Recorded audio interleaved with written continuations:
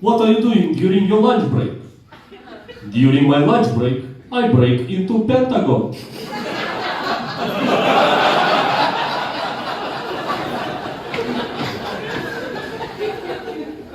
I find it hilarious that a native Russian has to fake Russian accent to make the joke work.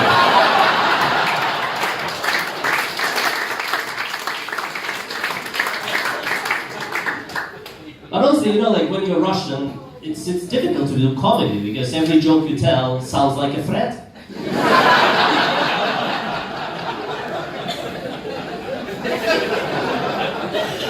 So to make my jokes funnier, I type them in Comic Sans font.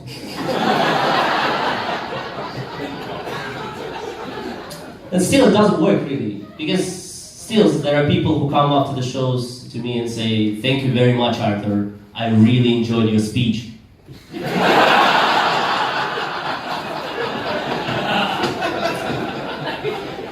But I still have a question. Are you really from Russia? It always surprises me. I mean, who in the history of humanity has ever benefited from pretending to be Russian? I think the only situation where it's beneficial to be a Russian is if you're chasing someone for money. So if your clients don't pay you on time, the next call should come from Russia. Hello. My name is Dmitry. Where is my money?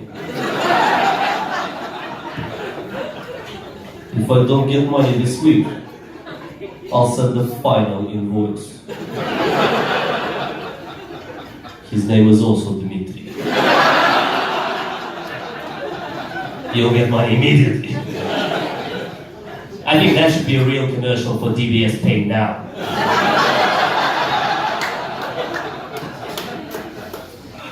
But you know, honestly, ethnically, I'm not even Russian. Ethnically, I am Tatar. It's the second biggest ethnic group in Russia. And so we Tatars have our own Tatar language, the sexiest language in the world. You're not even surprised.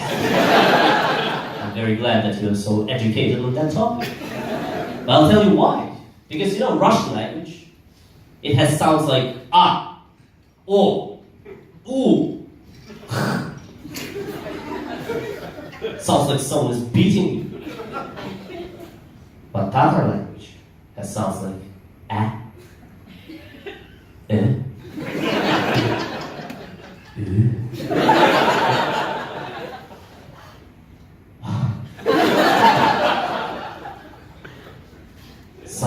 sound like someone is beating you, but you're enjoying it.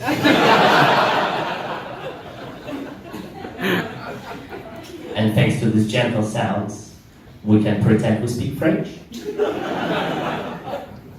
Je suis un jus, je m'asse un jument. Sounds French, right?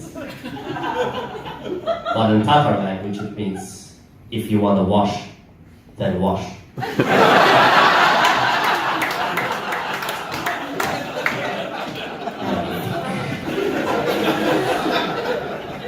So yes, I'm Tatar. Remember me the next time you put that sauce on your fish.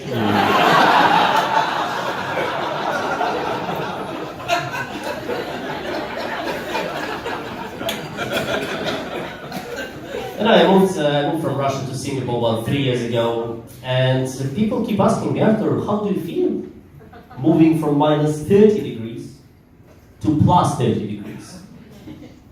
I feel hot. Because Russia has the coldest place on earth, you know, Oymyakon, where the record temperature was minus 72 degrees Celsius. Yeah. It's so cold that if you're watching Titanic at home and you see the last scene with drowning Leonardo DiCaprio, you would feel he was in jacuzzi.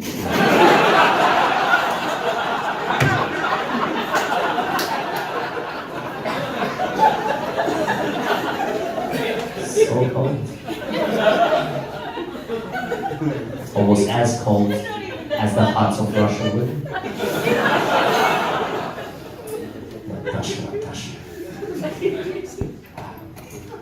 You know, sometimes I do miss Siberian frost and adamant Russian females. And the only lifeline that saves me from drinking myself to death is the sound that my iPhone makes when I send heartfelt emails to my parents. You know the sound that iPhone makes when you send emails? It reminds me of Rush. You press the button, missiles fly.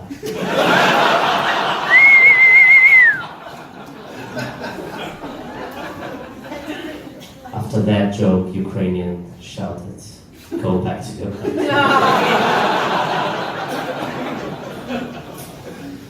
You know, many people ask me, Artur, how did you start comedy? And to be honest, I think that passion for performing on stage came into my life like Vladimir Putin. I don't really remember when exactly it started. But quickly realized it's forever.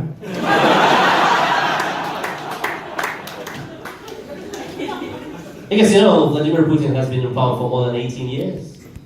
For 18 years, there has been no intrigue with Russian presidential elections. That's why we Russians have presidential elections in America.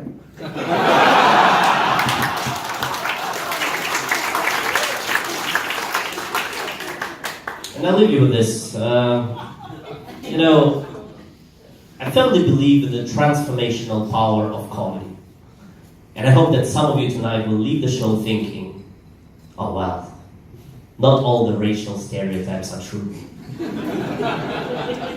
This guy is the funniest Russian spy I've ever seen. Thank you very much.